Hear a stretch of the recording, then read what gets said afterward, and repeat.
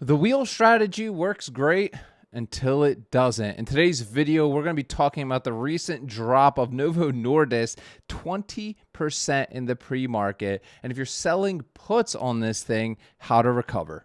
Yo, what's going on, premium chasers? I hope you guys are having a God-blessed day today. Every single person down below is going to get our leveraged ETF playbook specifically for option sellers. If you want that full ebook talking about leveraged ETFs, drop a comment down below on today's video. I'll personally respond to you with it. And while you're down there, please hit that like button and that subscribe button, because guys, today we're talking about Novo Nordisk. Obviously, unless you live under a rock, right? You know Novo dropped over 20% today, right? After the company cut sales, profit outlook on their popular weight loss drug, Ozempic. Okay. Now, we've had people in our community, I've seen some posts, people be like, well, what do we do in a situation like this? Okay. So we're going to go over and really talk about all the actual options, pun intended, of course, with a strategy like this, right?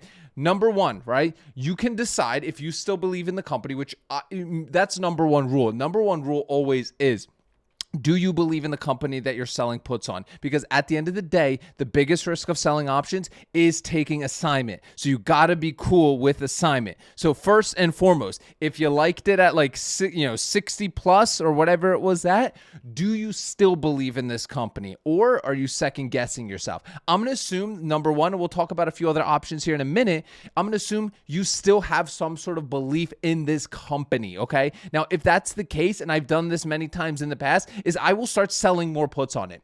Dude, listen, I just did this not that long ago on Arista. It dropped down to like $60 from off of like $120 all-time high. I was riding this thing out. It gives you the sweats. This is just the reality of the situation, right? If you truly believe in a company and it starts really tumbling and keeps going down, being able to control yourself emotionally to continue to sell puts on it, cash secured puts. So let's go take a look at, let's assume that you want to buy more shares of NVO and you want to get into some more. I'm going to start looking at the 30 to 45 day stuff out. That's where I'm just going to stay right now, guys. I'm going to stay here because, again, it's worrisome, right? This is a big drop, big correction, and especially with a company like NVO, guys, that is already volatile to begin with, right? So if we come here, we could see 31 days out. We don't even have a lot of options here to go from, right? But we could take a look here at the 50s, right? Do we like it at 50? Let's just assume yes, that you do. We're collecting $118 of premium here on that.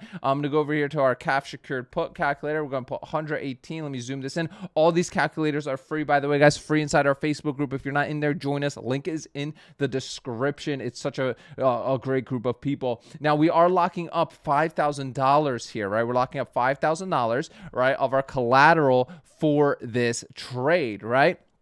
So what does this trade look like? Well, we're getting a 2.36% return here, right? That's 118 divided by the collateral that we are putting up, okay? You already know that with cash secured puts, we're essentially saying we're willing to buy 100 shares of NVO for $50 in 31 days, okay? That helps us kind of DCA down. That's kind of what we're trying to do here. We're dollar cost averaging down this kind of position in a company that we still like. Key thing, guys, you got to still like the company. If you don't, we'll talk about that in a second. Bear with me here, okay? So with NVO, right, we're looking at the 50s. We're getting a 118 premium here, and this would be the trade. That's what I would do. It's 31 days to expiration. Fantastic. If I take assignment, that's going to lower my cost basis drastically, especially if you're potentially taking assignment. Second, guys, a lot of you will be overreacting right now because it dropped 20% today. But here is the thing, okay? Don't make a short-term decision. Us as option sellers, time is on our side. Let's say you did have and this was something I was talking about with one of our private community members today. It's like, don't make a rash decision yet, right? If you had like your $65 puts or $60 puts on this thing, right? I do personally believe that this is oftentimes we see market overreactions. It would not surprise me in the slightest if I wake up tomorrow and this thing is up like 10% or in the next week or two, right? Which would drastically ultimately help your position out, okay? So with a position like this, again, do I believe in the company? Number two, do I still have time before my expiration date? If you have still 2-3 weeks, let it ride, see what happens. And if you do still are very bullish on the company long term, then you can consider selling some additional puts on it, okay? There's nothing wrong with that. That's just going to bring that cost basis down. Now, obviously, companies like NVO are extremely volatile to begin with. You could see trading well below the 2 and 300 day moving averages at this point. So let's quickly talk about what would happen if you do have to get assignment, but the value of the asset that you just purchased, NVO, is lower than what you took assignment for. Listen, this happens to all of us. This happens to all option sellers if they're and I believe if somebody doesn't tell you that they're lying, right? This has happened many times to me over my journey with this thing. What do? Listen, at the end of the day, guys, there's no ideal situation here, but I'm going out farther their expirations, guys. It's just simple as that, right? I'm going out, man. Like, I'm not just gonna let's say I got 100 shares of NVO and I got assigned at like 60. It's trading at 55, right? I'm gonna start pushing out my expiration date and running my covered calls on it, right? And NVO has a decent dividend as well. So I'm collecting the covered call premiums, and I'm going to be collecting the dividend payments as well when I can, right? So I'm going to be flipping this to sell a call, and I'm just going to be looking first. I'm going to go look 30 days out, right? I'm going 31 days out. Look, I'm going to see, hey, what can I do here? Right? Can I get 66? Can I get 66, right? No, I can't get 66. All right, let's go 38 days out, right? I'm going out. Can I get 66 here? Okay, perfect. Okay, 38 days out, I can get $45 of premium on my 66, right? Now, that'll still lock in, if I end up selling this position,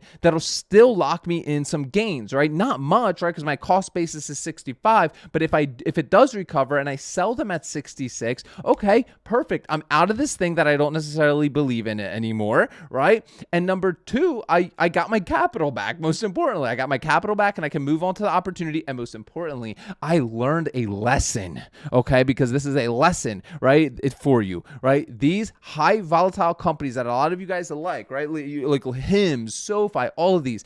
When you see premiums, you see people posting how much premium they're collecting. They're getting 4, 5, 10% a month. Guys, the amount of risk that they're taking on is insane, okay? Some of you will be like, Pete, a lot of your stuff is so boring. It's boring because I don't want to get in myself in situations like we're seeing right now when companies drop 20%, right? Like companies like Procter and Gamble that I do the wheel strategy, J&J, right? Pepsi, Coke, right? These companies, sure, I'm maybe not making an insane ROI on my collateral, but I'm staying grounded, and at least, right? I have like worst case, I'm stuck holding Pepsi. Like, at least I have a diversified business, right? So for me, I like to stick to the boring stuff. I'm not telling you what to do, but I would say it wouldn't be a bad idea to set up an allocation guide for yourself, okay? Allocate your portfolio in a way where you break things off from like conservative to more high risk stuff. High risk stuff is the stuff that you're seeing that's paying you 3%, 2.5% a month. That is more high risk, right? Absolutely is, right? Nothing is free in this market. Trust me. Like it is, nothing is free in this market. So you got to understand you are taking on a big risk when you're getting 5-6% premium on a company, okay? That is a big risk, right? But with that said, at times, guys, I'm not even joking you. Like, there were stocks that I was in. Some of you in my private community know those. It's not something I necessarily want to talk about here on the channel, but right here, I would literally go out a year. Dude, there were times where I would go out literally a year just to be able to collect some premium on a terrible stock, a terrible position I went in. Why? Because I was influenced by others. You have to just have some emotional control. I know it's hard, especially if you're a beginner, because you're like, oh my gosh, you're blinded by the premium. I'm collecting premium. This is a whole new world. You're jumping into all sorts of crazy stuff, right? But I'm telling you, it's not worth your peace of mind, guys. It's not worth the headaches. Look, just walk away with just a realistic expectation for yourself. Because if you start chasing the premium, and of course we are the premium chasers, but we the smart premium chasers, right? You're gonna sleep better at night, right? These kind of moves where you see a lot of these companies can make, like, the CoreWeave, NVO, like they go, it can happen so quick, and then you're left scrambling. This one terrible trade can knock out your entire year, an entire year, if not more, of good trades that you did and collected some great premium. Listen, the way I look at us as option sellers is we're kind of the house, right? We are setting ourselves up as the house, taking all the degenerates' poker chips. Now we're all losing money. The options buyers are losing money, and then tossing the option sellers. We all losing money out here, right? Like, so for me, I stick to the boring. I stick to the mundane. Occasionally, if I want to allocate 5% of my portfolio to doing some risky stuff, but the key thing is, even if I'm doing risky stuff, it's going to be stuff that I believe in, businesses that I understand, businesses that I hopefully actually use the products and have a decent understanding of. Guys, if you want to learn more about selling options and you want to join an incredible community